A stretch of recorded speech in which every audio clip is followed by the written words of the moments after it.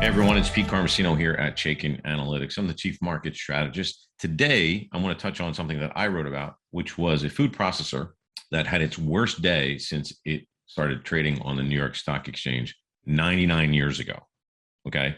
It had its worst day since 1929. Okay. So it's been on the New York Stock Exchange for 99 years, had its worst day this past week since 1929. All right. We're going to dive into the chart and show you how our technical indicators would have helped you avoid even being remotely exposed to this name, specifically because of the technicals. However, we have a Chaikin Power Gauge, as you know, if you're following along, that basically covers 20 factors that are mostly fundamental. There is a technical component of the power gauge. However, we were looking at the external activity here on this particular name. So let's dive into the chart. I'm going to show you exactly how we would have read it. And I'm going to show you why we never saw it, because it never came up on our screens.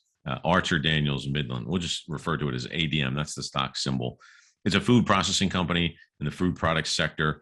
And this stock, you don't have to be a technical expert here on indicators on charts to know that it's in a downtrend. You can clearly see that. But I'm going to show you something. This particular area here, the relative strength, was negative for over a year. It had a short bout of being positive here, and the stock was even upgraded to bullish. I'm going to explain that in a second. But it continued lower, and then it had its worst day since 1929 right here. Okay.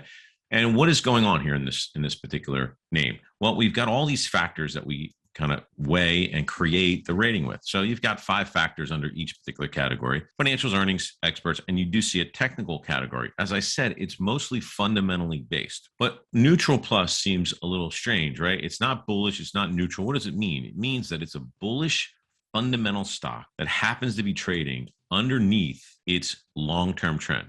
So when it moved higher, right, it upgraded to bullish, but it was very short. And I'll point something out here. It moved up around 79 and then moved down below right around 80, 81. All right.